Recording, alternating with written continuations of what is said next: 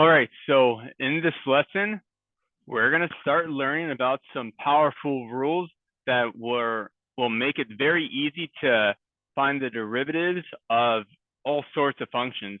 So a lot of students get very, happy and excited and relieved when they start learning these rules because it makes differentiating much, much easier because it's so quick and you can get through like 10 problems in like a few minutes once you master these rules.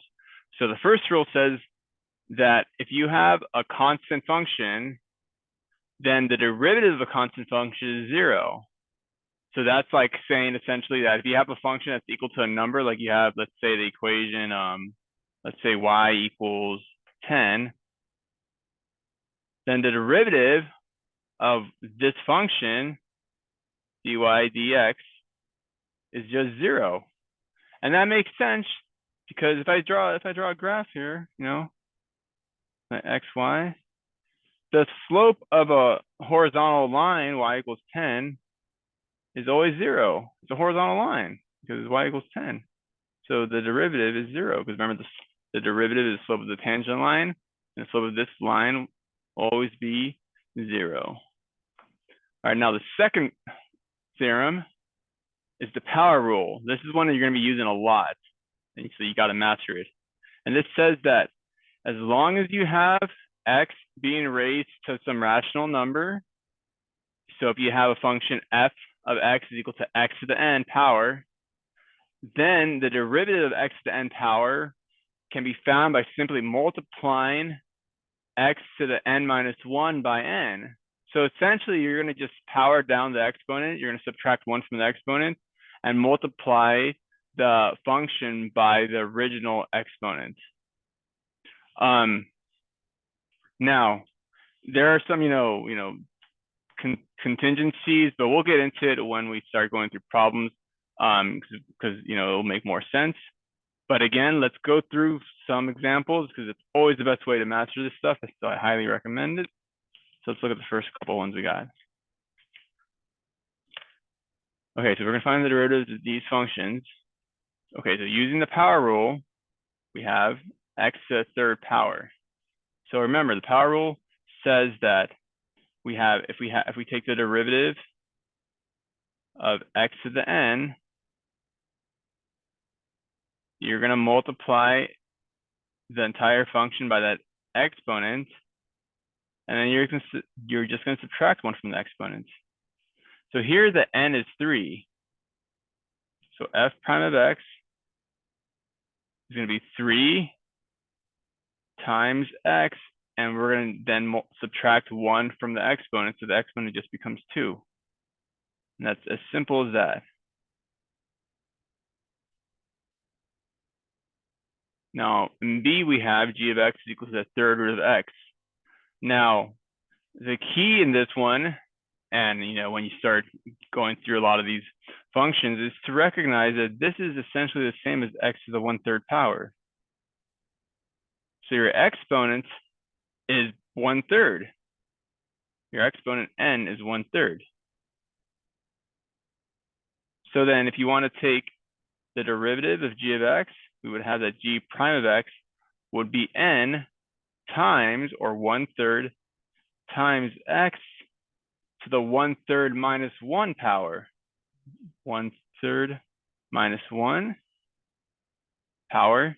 So we would have that g prime of x would be 1/3 x to the negative 2/3 power.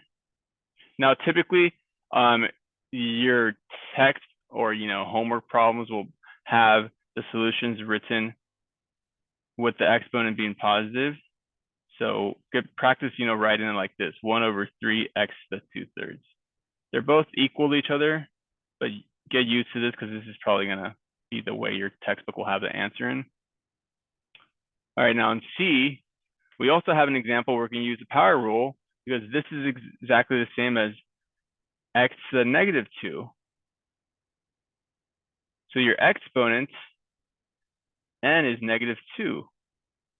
So if we want to find y prime, we're going to multiply this by negative 2 because that's our n. We negative 2 times x to the n minus 1, so x to the negative 2 minus 1, or negative 2 times x to the negative 3.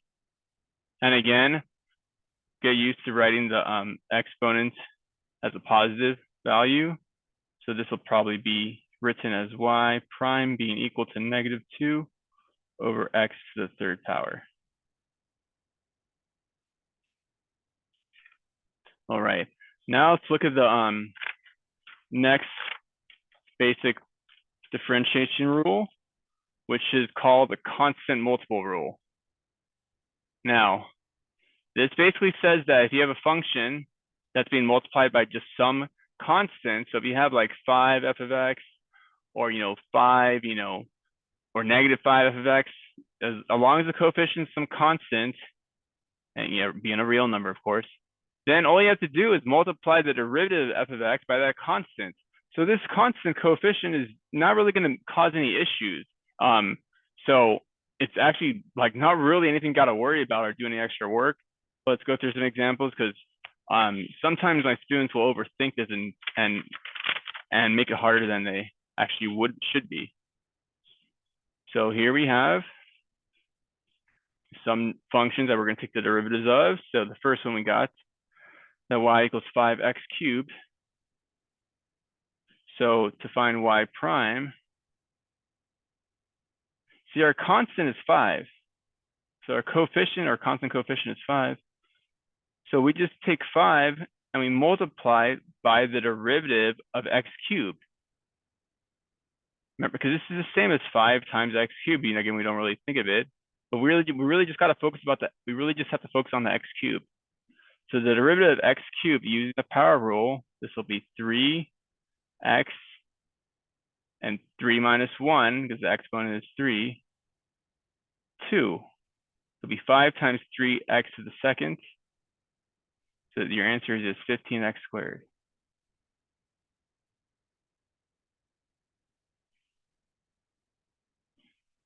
All right, B, we're going to use the power rule again, along with the constant multiple rule.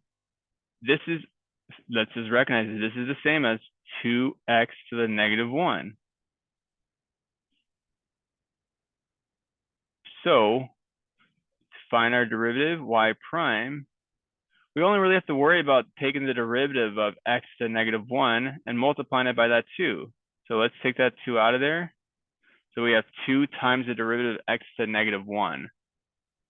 So the derivative of x to the negative 1 using the power rule, the power is negative 1. So we're going to have negative 1 times x to the n minus 1, or negative 1 minus 1. Negative 1 minus 1 is just negative 2, because negative 1 minus 1 is negative 2. So all we really have is this. And then we just have 2 times negative 1, or negative 2 times x to the negative 2. And again, let's leave our exponents as positive values. So this is going to be usually written as negative 2 over x squared.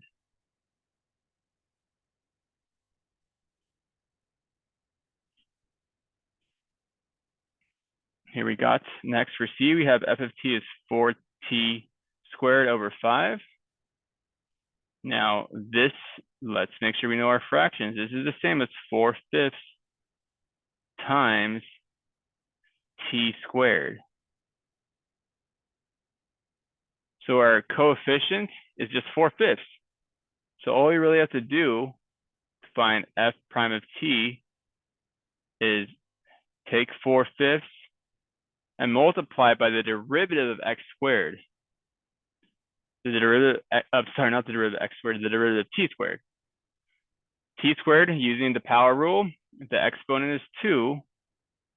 So we're going to multiply this by 2, t to the 2 minus 1 power. So 2 minus 1 is just 1. So 2t to the 1. And then this just becomes 8t over 5, or you can say 8/5 t if you want, same thing.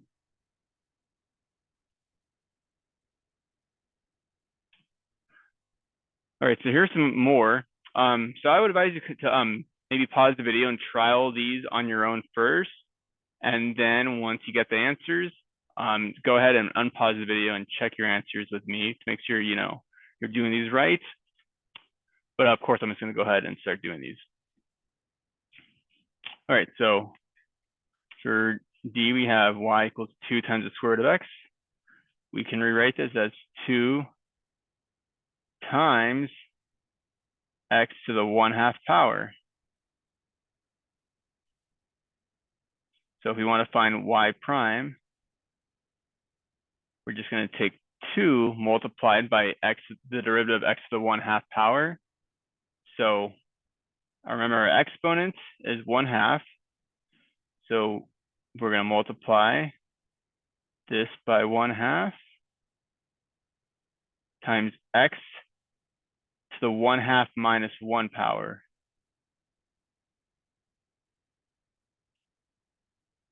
And those twos will cancel, so you're just going to get x to the 1/2 minus 1 power, or x to the negative 1/2 power, which will be the same as 1 over x to the 1/2, or you may see your textbook having the answer is 1 over the square root of x.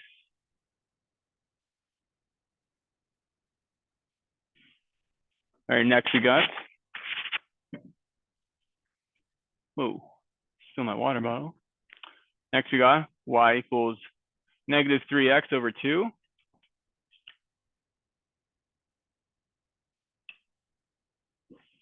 So again, we can interpret this as just being negative 3/2 times x to the 1 power.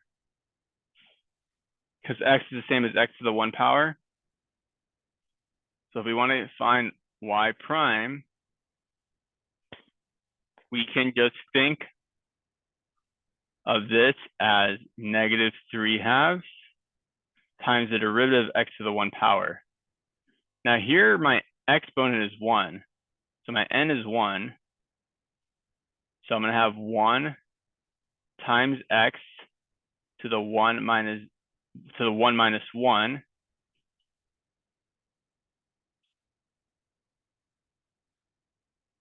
And this will be negative 3/2 x to the 0. And x to the 0 is just 1. So this is just negative 3/2 times 1. Make sure you know this property of exponents. Any expression to the 0 power is going to be 1. So this is just negative 3/2.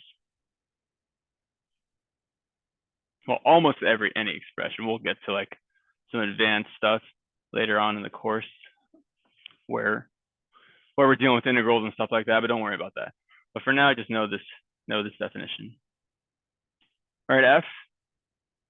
Now we can, the trick for this one is to look at this as 5/2 times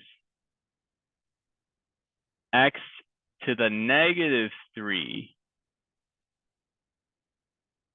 Because now when we want to find y prime will just be 5/2 times the derivative of x to the negative 3. So here, your exponent, n is negative 3. So we're going to have negative 3 times x to the negative 3 minus 1 power. So this will just be 5/2, or negative, actually, let's multiply this 5/2 by negative 3. So that'll be negative 15/2 times x to the negative 4 power. And again, leave your exponents as positive values in your final expression. So then we can write this as negative 15 over 2x to the 4th power. If you don't leave your final answer with positive exponents, it's not technically wrong, but maybe when you're checking your answers, you may be confused because they're probably going to have their solutions in terms of positive exponents. And depending on your teacher, professor, they may want it a certain way. So just make sure you get into this good habit. All right, G. All right, G is kind of like one to trick you. So This one is first going to be 5, and this is 2x, all to the third power. So this is 2x times 2x times 2x. Because that third power applies to the 2 and the x. So this is the same as 5 over 8 to the x third power, or which is the same as 5/8 times x to the negative 3. So now when we take the derivative, we'll have y prime is equal to 5/8 times the derivative of x to the negative 3. So we were going to have negative 3 times x to the negative 3 minus 1 power. Keep on going. So this will be negative 15 over 8 times x to the negative 4th power. And then rewriting with a positive exponent, this will be equal to negative 15 over 8x to the 4th power.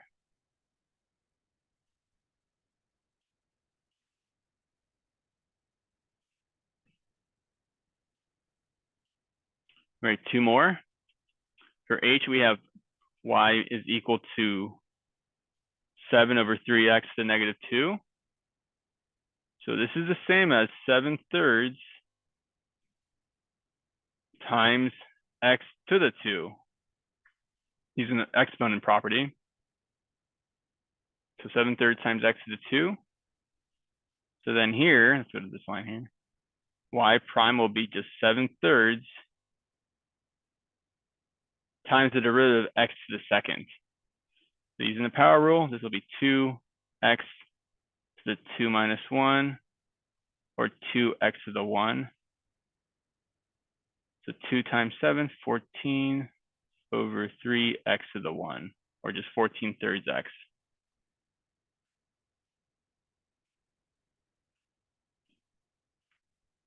All right, and then this last one here that you got. Okay, this one's a good one. This one was really actually testing your algebra.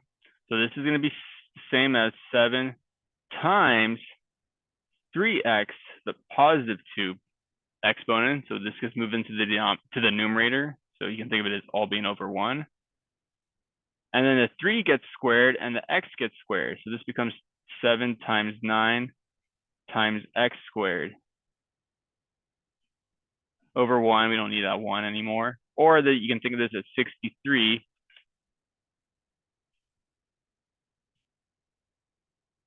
times x squared. And so now we just want to find the derivative of y. So y prime will just be 63 times the derivative of x to the second, which will be 2 times x to the 2 minus 1, or 2 times x to the 1. And rewriting this, we'll get the y prime will be 126x.